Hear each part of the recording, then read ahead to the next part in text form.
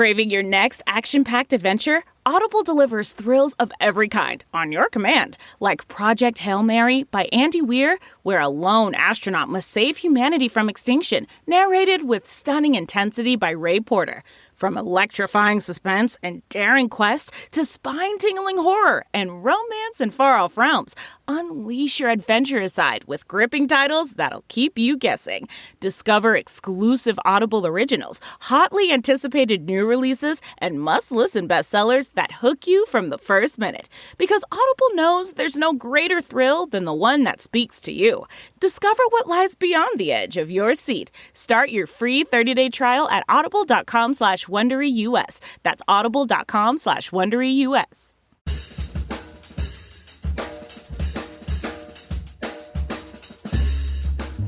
I mean, no one plans to get sick, and yet, here we are. My name is Matthew Zachary. A quarter century ago, I was given 6 months to live with a diagnosis of terminal brain cancer. For more than 15 years, I've been ranting and raving on the air about stupid cancer and now stupid healthcare, and I'm just getting warmed up. So let's all go make healthcare suck less together, because you know what? We're all out of patience. Hey, that's the name of the show. Hello, friends. Welcome back to Out of Patience. Got a great show for you today. Sehreen Noor Ali is the co-founder of Sleuth, which is a childhood health recommendation engine powered by crowdsourced insights and machine learning. Lots of syllables there, I know, but they do great work by essentially matching parents with other parents who have like-minded issues as caregivers to children with challenges. Who doesn't need more of that? She's also a U.S. diplomat to the Department of State's Fund for Innovation. One of the more fascinating things we talk about is the world outside your bubble. Well, it certainly brings a perspective and a level of emotional intelligence to the conversation that you may not have had otherwise. She has this intoxicating intellect, an enviable level of wisdom, and a perspective you just have to hear. I present to you Sehreen Noor Ali.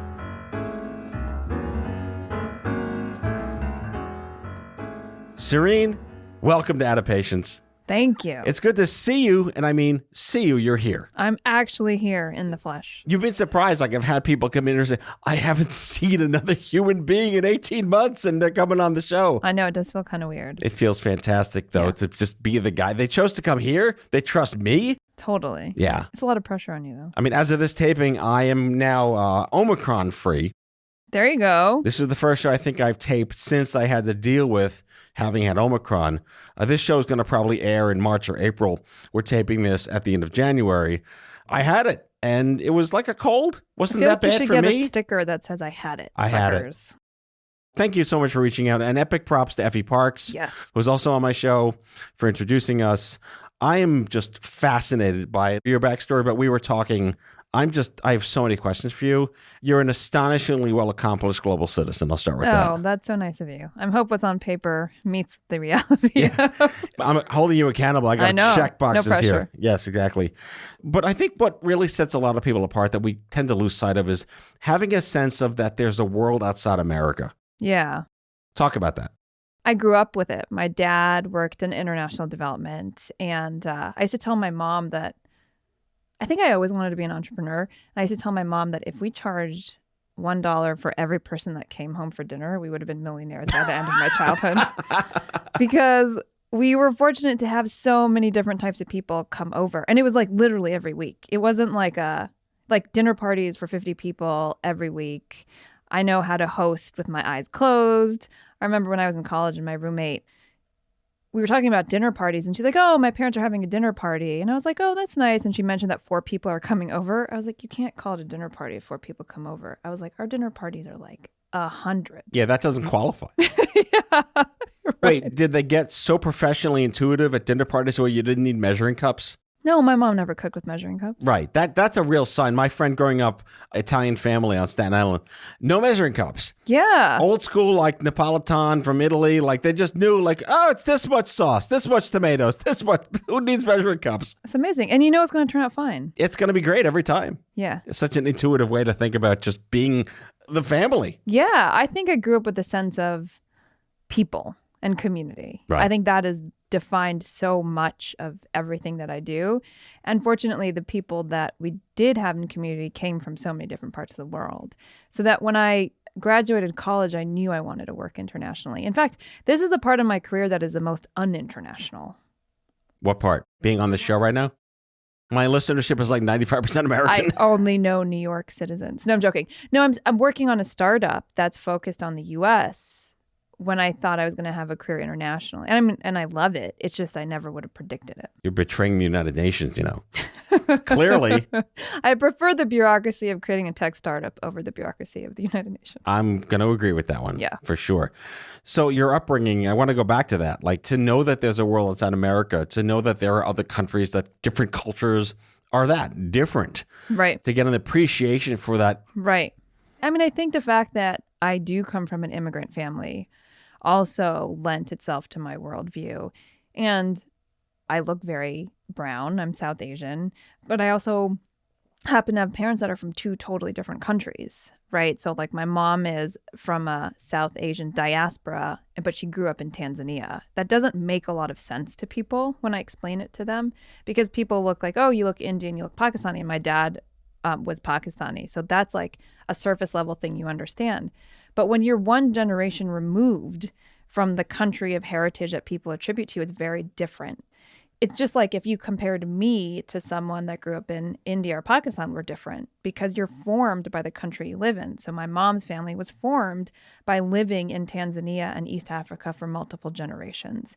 And so there was constant negotiation of cultures in my house. So I want to do a comparative analysis on like my fourth generation of hyper Jewish people from Eastern Europe where you were set up for marriage. You had to do these things. You did what your father's job was. Right. But guilt and food kind of ran the culture. Is there similarities there? I've always said that Pakistani culture and Jewish culture is very similar. Yeah. My friend Ritesh Patel was on the show. He's an Indian American. And we just jived over the fact that like, this is how we do it. Because you do it, and you do it because we do it. There's nothing different. Yeah. Yeah, completely. And there's bigger these weddings, threads. perhaps. Bigger weddings. Oh, yeah, we have huge weddings. Yeah.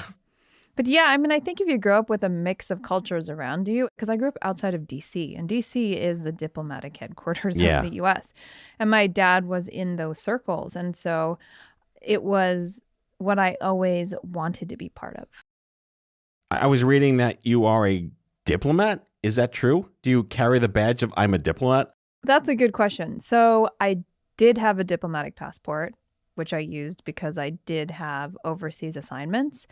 I worked at the State Department as a public servant who then got to work overseas, which gave me the diplomatic passport. So I wasn't part of the Foreign Service, but I got to be considered a diplomat when I traveled, which was honestly awesome because I got to skip all the airport lines. That's the best. It was really the best part. Did you ever claim immunity over a crime you didn't mean to commit? Of course I did. Yes, of course. Yeah. This is the first time I publicly We're just going to that. channel Lethal Weapon 2's final scenes. Yeah, exactly. You got my secret.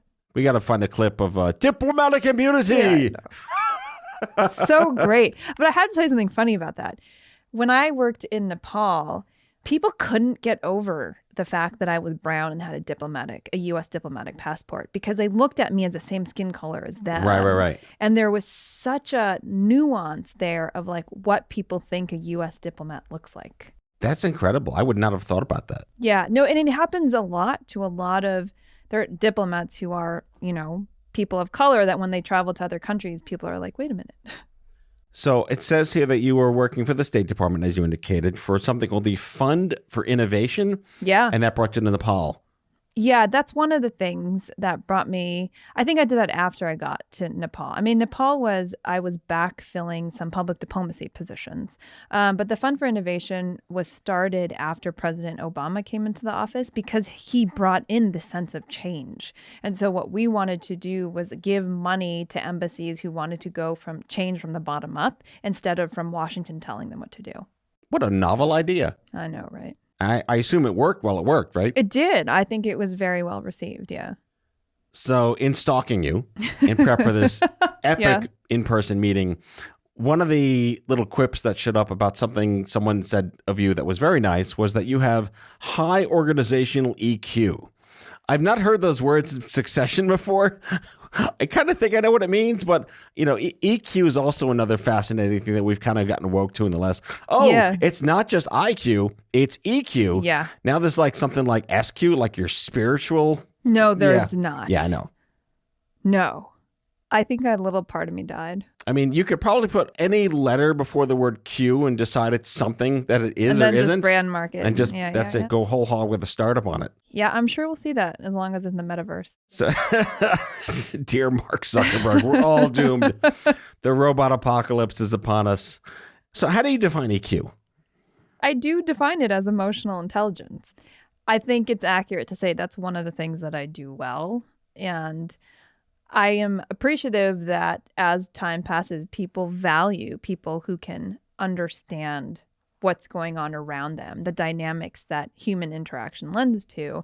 And I'll say that for what I'm doing now, that has helped me connect with people in my space who are caregivers.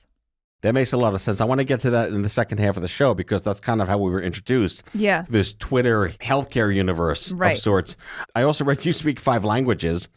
That probably ties into the EQ stuff, right? Yeah, I just love people and where they're from. Can I guess what they're not? Yes. All right. It's not Icelandic. It's not Chilean. You're Chilean not a language. It's Spanish, right? But there's probably some kind of like local dialect. Sure, right? Let's go with that. Yeah. It's not Inuit. I was born in Canada, though. Samoan. You don't speak Samoan. No. Mauritania. You probably don't speak Mauritanian. No. All right. Those are the 5 that you don't speak. Yeah, that's true. Besides English. Well. Farsi, right? I know Farsi's one. Yeah. Arabic, Urdu/Hindi. They're very similar. And French. Fully fluent or just? No, I've studied all of them.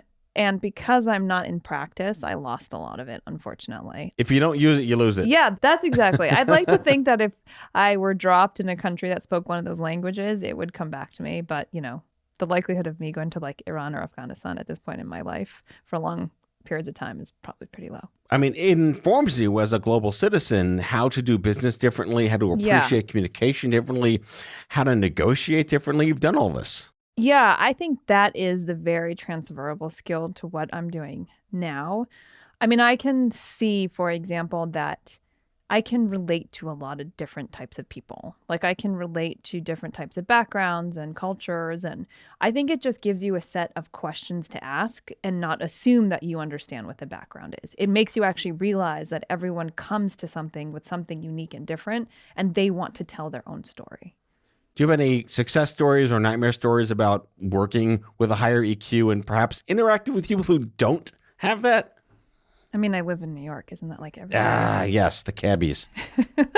No, I'm going to go on a little defending New York for a moment. No, I love New York too. That no one wants to pay you any mind or make eye contact, but if you fall, we'll come get you. We'll help you up. If you nearly get hit by a cab, we'll go beat the shit out of the cab driver. Yeah. Like we will defend you to the end of days if something bad happens to you in front of us. Yeah, and I will defend New York with you. I think that the relationships that you develop in New York are actually very genuine. Like you and I will probably find a way to like help each other in our business. And so people would say, oh, that's transactional. And I was like, no, that's actually authentic because you and I are both saying that our business is important to us and we respect each other. And I think that New York gets a bad rap for that. It also goes into the whole like do well and do good at the same time. Yeah. That's a very entrepreneurial but socially prudent way to think about like justice and impact and revenue. Agree. It's a good use of capitalism from a philosophical perspective. Yeah, totally. I agree with you. Right. Me versus we. Me versus we. Yeah, we're both in the we business. We are in the we business. Well, we're going to get to that right after the break. Sounds good.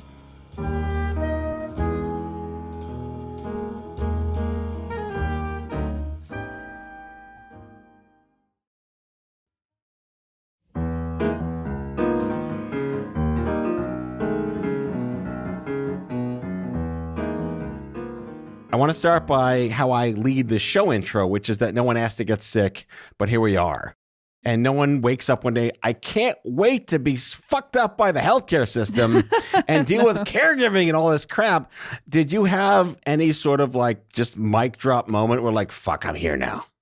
That is a great question. Yes. And I thought it was when my daughter was 18 months and we knew something was going on. But actually, it happened this past summer when we got much worse news. And that was a huge shock that oh yeah, we've arrived. And I think the reason it happened this time so much more was because we were hospitalized for so long. And once you start living in the hospital system, you see things that you can't unsee. Yeah. I mean, the metaphor I always use, no matter where I go, no matter who I talk to, is that healthcare, not sick care, healthcare is kind of like a store you never expected to have to shop in. So there's no pre-research you do in anticipation of going into the store. Yeah, that's and true. Once you're there, there's no greeter. You don't know what's on any aisle. You don't know what the price is of anything on any aisle. And you don't know if someone's going to pay for the thing that has no price on any aisle. Right. I have friends that work for major insurance companies who basically build the rules with the actuarial tables and the cost-benefit analysis, and their kid gets sick or they get sick, and they're like, this system is fucked up. Like, you built the system. Yeah. No one escapes unscathed. It's so interesting because I had a conversation with a doctor yesterday who's a pediatrician who said the same thing about their child. Mm-hmm. And I hear that, and I'm sure you hear that all the time. It's like when a doctor's family member gets ill, that's when they realize how deeply broken it is. It's really easy to say if only people understood what I was going through, but is that really fair? Because we don't want them to know what we're going through. Yeah. We'd prefer that they don't know what we're going through. Agreed. Which I think has informed both of our businesses. Completely informed. I want to talk about that. You are the co-founder of Sleuth. Talk more about that. Yeah. Sleuth is directly inspired by what we went through with my daughter, which is it was difficult to get answers. And I had to leave my job to get answers about how to get her what she needed. And so Sleuth is a parent-powered platform and GPS for children's health. And we crowdsource a parent's journey, and we make that data and insight available to parents of similar children because we believe en masse caregiver expertise is highly accurate and helpful to people who are newer to the same journey. I'd love to know if, like, at perhaps a certain sense of scale, where the patterns lie in common threads across disease states, ethnic backgrounds, socioeconomic determinants, locations, zip codes. Yeah, it's a great question. I fortunately have a co-founder, Alex Leeds, who's a data scientist. And we're about to embark on the next phase of Sleuth, which is a research project across multiple children's conditions. We only need 100 of a certain type of condition to see the strong patterns. That's a base sample size? Yeah. 100? It's not a lot. Wow. It's incredible. It's incredible how the data science works in this. It makes sense, I'm sure, with your own medical journey, right?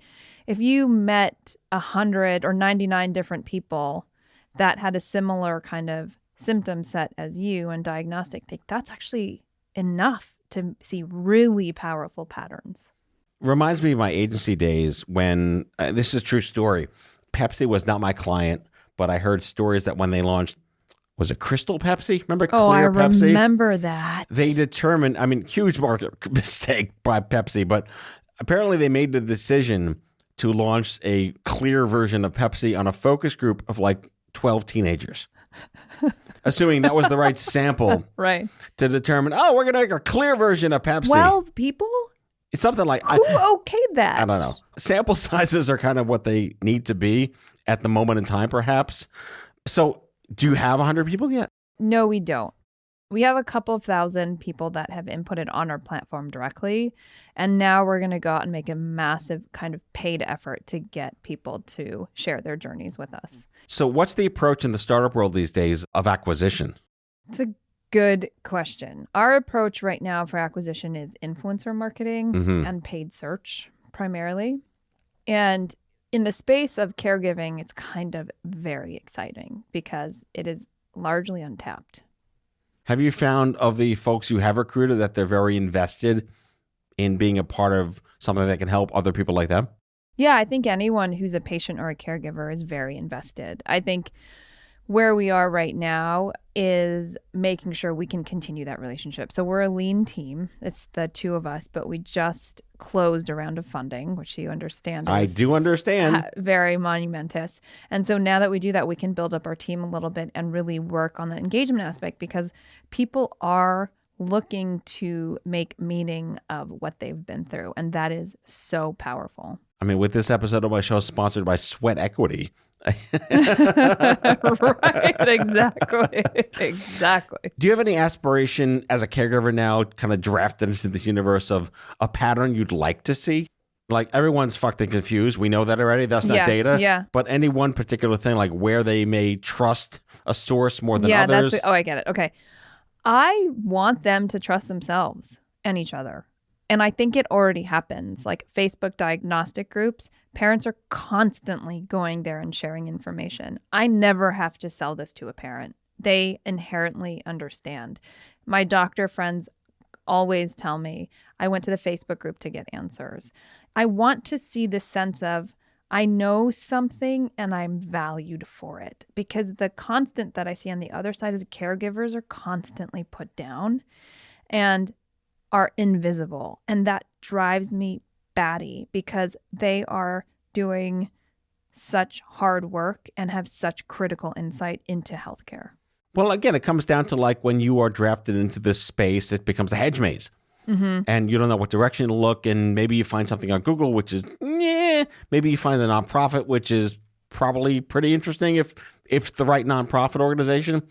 But this emergence, this like massive tidal emergence of peer-to-peer data, do you believe that is the future, or is that tantamount to quality of care? I think it's here. I think that it hasn't been organized, because there's still people in power who like to think that there's some crazy minority of caregivers who are going to say you should drink Windex to cure eczema. And it's so short-sighted. I mean, if you want me to be totally honest, I don't get it. So if you're asking me if it's the future, I think it's the right now. All right, as a founder, how the hell did you get Sleuth? It seems like someone would have had it already. Someone has sleuth.com. We have hellosleuth.com. Ah, see, the workarounds. So we did the workaround. That's the and best way to do it. It was a hard thing, because it was so hard for us to find a name. We were Visible Health as a placeholder, which neither of us liked. But Sleuth means a family of bears. Is it really? Yeah. And so it had the double meaning that it just felt like so appropriate. Like a flock of seagulls, but a sleuth of bears? Yeah, because it went to the mama bear, papa bear thing. I see. Very Goldilocks of you. Oh, thank you. Except I don't have a Goldilocks, but yes. Fair enough. Fair enough. So this kind of goes back to like, what is advocacy? It's very self-determined in terms of where you live in the space and what happened to you. The way I think about it 26 years later for me with cancer is very different than the way I thought about it when I first learned what the hell the word meant. Yeah. Do you have a sense of what that means to you? I have a very strong sense of what it means to me. I worry that it might not be the way that other people think I should do it. Mm-hmm. And I'm leaning more into what my version is, which is it really is to build Sleuth. It really is to create a for-profit company and make it easier for parents to find out what their kids need, to guide them to the treatments, the specialists, the resources, and the information that they need. And I think I've been scared for so long about the for-profit thing. The metaphor I would use then is like, once you're done shopping in the shit happens store, you want to help other people figure out what to do once they get there? Yeah. Yeah. I want to be the shopper's guide. When you are trying to sell something to investors, one of the most powerful things you can prove is that you are buying someone time.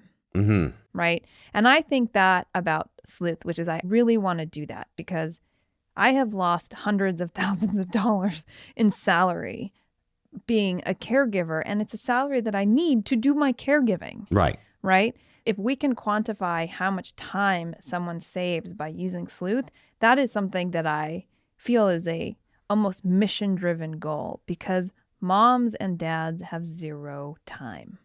In general. When things are going well. Exactly. I mean, atypical parenting means, a lack of sleep. It means there's no time or peace. Right. And I want to figure out a way that people can have more time and peace.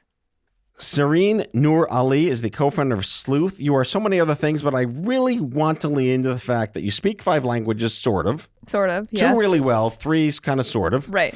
You were a digital diplomat Yes. for the U.S. Department of State. You could probably kill a man 7 ways from Sunday with some good Army training. I don't want to learn that and my firsthand. high EQ, don't forget. And your EQ is so far off the charts, DEFCON ain't got nothing on you. There you go. Thank you so much. I'm so happy to meet you. This has been a great show. Thank you for having me. That's all for now. If you like the show, be sure to subscribe, leave a review on Apple Podcasts, follow us on social, and tell all your friends to listen. Tell us what you'd like Matthew to cover in his next episode by leaving a message for us at 855-AUDIO-66, and we might just use it in a future show. Out of Patients is a product of Offscript Health. We are a healthcare engagement company built for patients and caregivers by patients and caregivers. Our executive producers are Matthew Zachary and Andrew McDowell. Our senior producer is Betsy Shepard. Our host is Matthew Zachary. It is recorded, mixed, and edited by Betsy Shepard. For advertising and media inquiries, email media@offscript.com. That's media@offscript.com. For more information, visit offscript.com.